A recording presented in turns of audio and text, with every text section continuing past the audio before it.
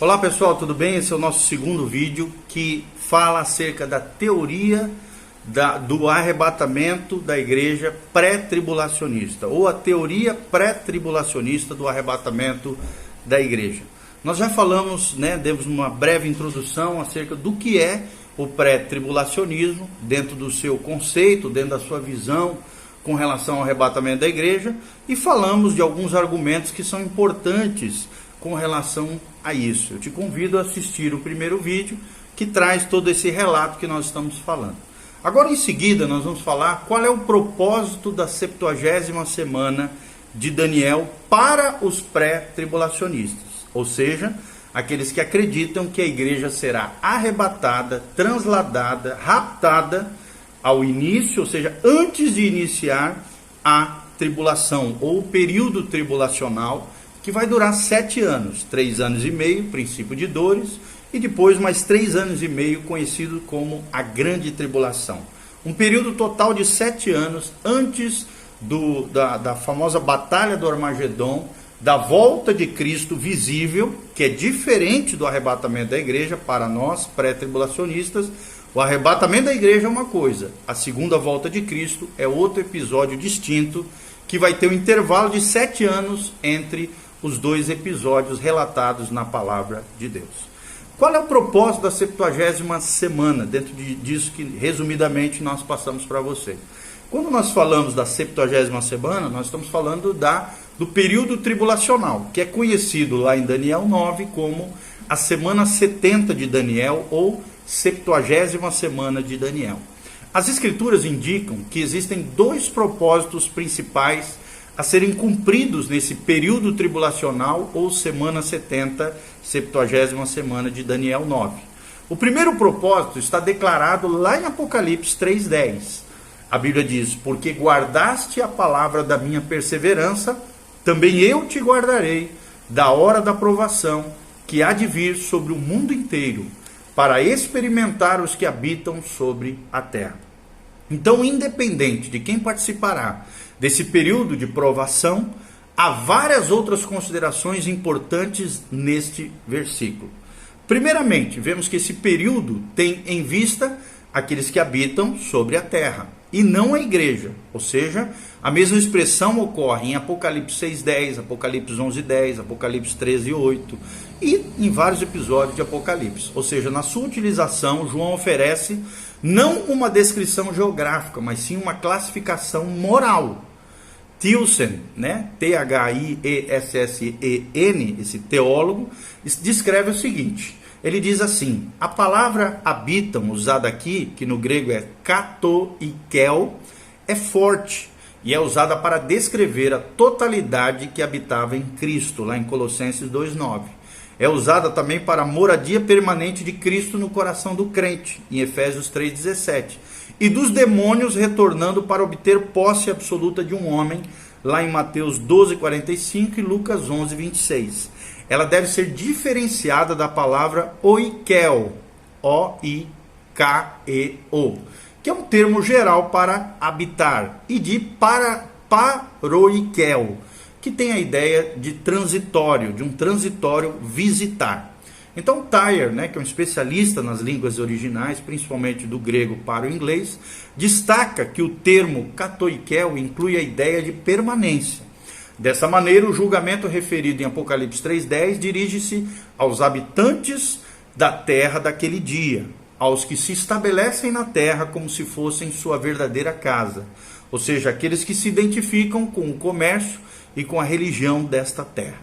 É o que ensina Henry Thiesen na sua obra Will the Church Pass Through the Tribulation? Ou seja, irá a igreja passar através da tribulação? Traduzindo para o português esse livro norte-americano, desse teólogo Henry Thiesen. Visto então, falamos nós aqui, que esse período está relacionado com aqueles que habitam a terra, os que estabelecerem em ocupação permanente não podem ter nenhuma referência à igreja, que seria sujeita às mesmas experiências se estivessem aqui. Segundo lugar, a segunda consideração a ser notada aqui é o uso do infinitivo peirazai, que no grego significa tentar, para expressar então um propósito. Tyre define essa palavra quando Deus é o seu sujeito, como por exemplo a terminologia bíblica, infligir males a alguém para provar seu caráter e sua constância na fé. É o que ensina Joseph Henry Tyre na sua obra, né, um léxico do grego para o inglês, Greek English Lexicon of the New Testament, na página 498. Então, como o Pai nunca vê a igreja, exceto em Cristo, nele aperfeiçoada, esse período não pode ter nenhuma referência à igreja, pois a sua legitimidade não precisa ser testada. O segundo propósito principal da 70ª semana é em relação a Israel, ao povo de Israel. Está lá em Malaquias 4, de 5 a 6. Quando Malaquias, o profeta, afirma o seguinte, ele diz assim, as seguintes palavras de Malaquias: eis que eu vos enviarei o profeta Elias antes que venha o grande e terrível dia do Senhor, e ele converterá o coração dos pais aos filhos e o coração dos filhos a seus pais, para que eu não venha e fira a terra com maldição. Ou seja, o profeta declara que o ministério desse Elias seria preparar para o rei, Jesus aqui, que estava prestes a vir. Em Lucas 1,17, promete-se que o filho de Zacarias irá adiante do Senhor no espírito e poder de Elias, para atuar nesse ministério e habilitar para o Senhor um povo preparado, é o que diz a Bíblia Sagrada. Então, com respeito à vinda de Elias, que deveria ter sido um sinal para Israel, o Senhor declara o seguinte, lá em Marcos 9, 12 a 13. Então, Jesus lhes disse, Elias vindo primeiro, restaurará todas as coisas. Como, pois, está escrito sobre o Filho do Homem, que sofrerá muito e será aviltado? É a pergunta que Jesus faz. Eu, porém, vos digo, afirma Jesus, que Elias já veio, e fizeram com ele tudo o que quiseram, como a seu respeito está escrito. Marcos 9, 12 a 13. Ou seja, o Senhor estava mostrando a seus discípulos que João Batista tinha o ministério de preparar o povo para ele. E para dirimir toda dúvida, a palavra de Mateus 11, 14 é conclusiva. Fala o seguinte, e se o quereis reconhecer, ele mesmo é Elias, que estava para vir. Ou seja, o primeiro ministério de João Batista era preparar a nação de Israel para a vinda do rei, o Messias prometido de Israel, Jesus de Nazaré. Só podemos concluir então que Elias, que está por vir, antes do terrível dia do Senhor, tem um único ministério, preparar um remanescente em Israel para a chegada do Senhor. É evidente que tal ministério não é necessário à igreja, já que ela, por natureza, é sem mancha, ruga ou qualquer outra coisa, mas é santa e sem mácula por causa dos méritos de Jesus e de um conceito teológico muito importante, que é o conceito da justificação.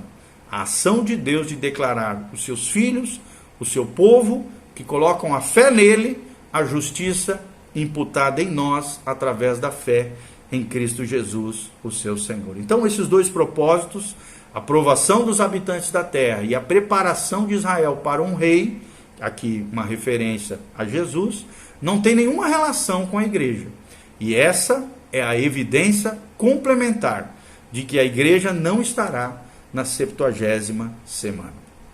Outra coisa muito importante, outro argumento muito importante dos pré-tribulacionistas, é a unidade da 70ª semana.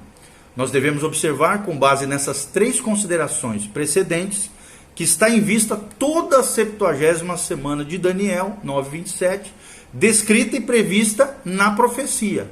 Embora todos concordem, baseados em Daniel 9:27, em Mateus 24:15, em Apocalipse 13, que a semana é dividida em duas partes de 3 anos e meio cada, a natureza e o caráter da semana, no entanto, é um só, permeando ambas as partes na sua totalidade.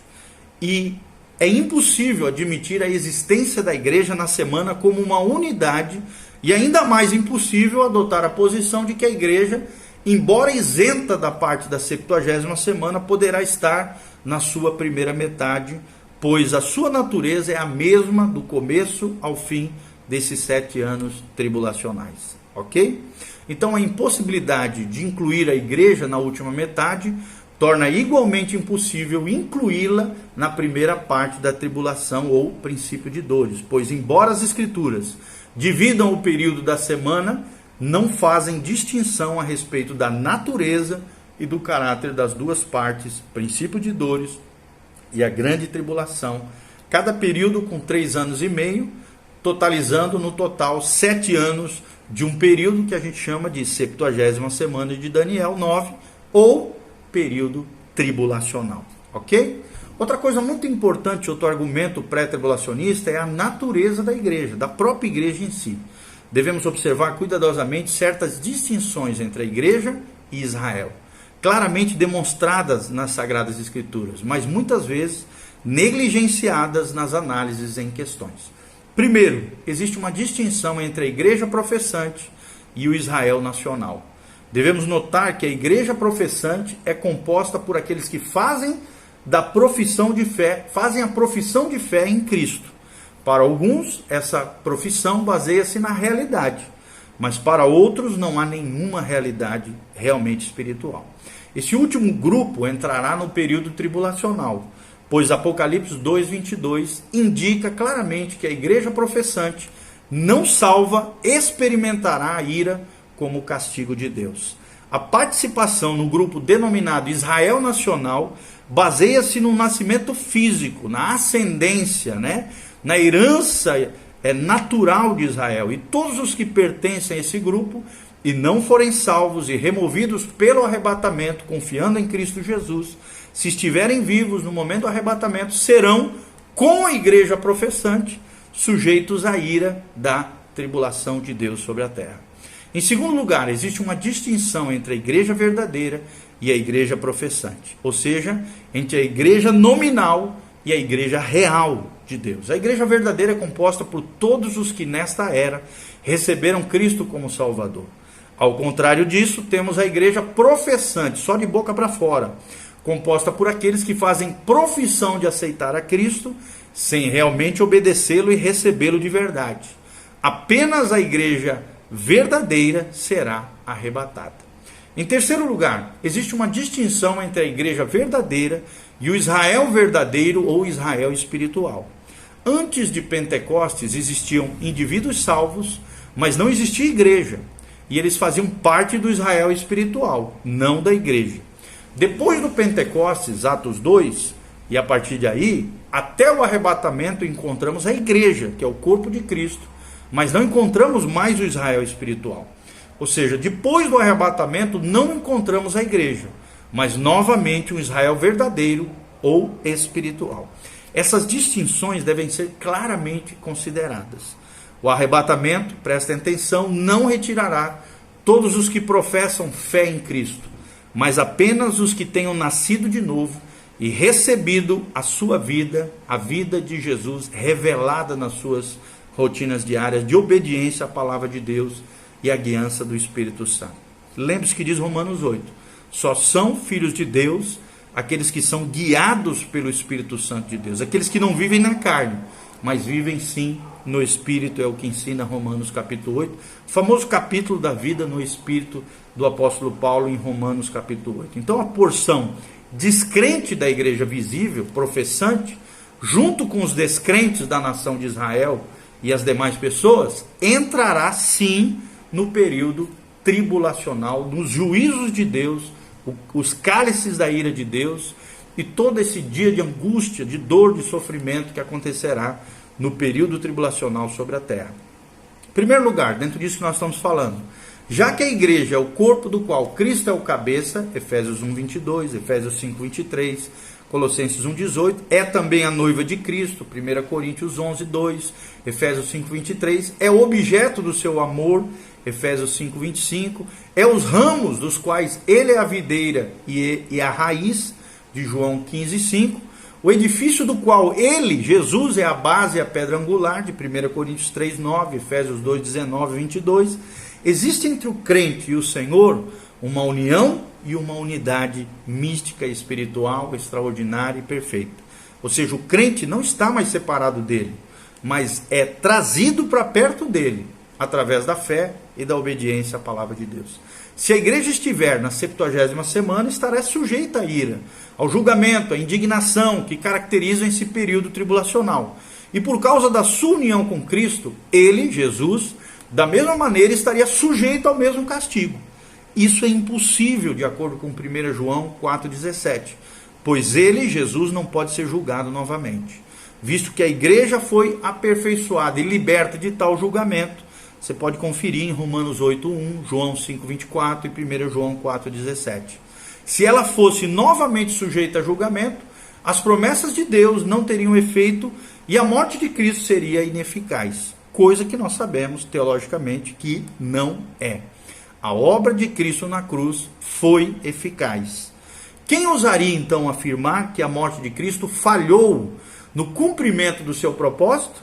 Você faria isso? Claro que não, muito menos eu. Então, embora os membros possam ser experimentalmente imperfeitos e necessitar de limpeza experimental, a igreja, que é o corpo de Cristo, tem uma posição perfeita em Cristo e não precisa mais dessa limpeza, ou seja, do período tribulacional. A natureza das provações da 70ª semana de Daniel 9, conforme declaradas em Apocalipse também 3:10, não é promover limpeza individual, mas revelar a degradação e a necessidade de um coração degenerado. A natureza da igreja torna desnecessária tal provação. Segundo argumento uma vez mais, Apocalipse 13:7 esclarece que todos os que estiverem na 70ª semana, semana 70 de Daniel, período tribulacional, serão submetidos à besta, estarão debaixo do governo da besta, e por meio dela a Satanás, que dá à besta o seu poder. Então, se a igreja estivesse nesse período, ela se sujeitaria a Satanás, e Cristo perderia seu lugar, seu trono, como cabeça, ou ele mesmo, por causa da sua união com a igreja, estaria igualmente sujeito à autoridade de Satanás, o que é irracional isso. Tal fato, tal coisa é impensável. Então, dessa maneira, concluiu-se que a natureza da igreja, a inteireza da sua salvação, impedem que ela esteja na tribulação ou na 70ª semana de Daniel. Então, no próximo vídeo, nós vamos estar falando sobre o conceito da igreja como mistério dentro da visão do arrebatamento pré-tribulacionista. Continue conosco, que Deus te abençoe, em nome de Jesus. Fica firme aí, terceiro vídeo, logo em seguida, o conceito da igreja como mistério. Clica no link debaixo do YouTube, aperta no sininho, siga o nosso canal e acesse as nossas redes sociais. Se você quiser semear na nossa vida, no nosso ministério, você tem as opções ali para estar semeando na nossa vida e na nossa família ou ministério. Deus abençoe, a graça e a paz de Jesus. Um abraço, beijo do pastor Giovanni. Amém e amém.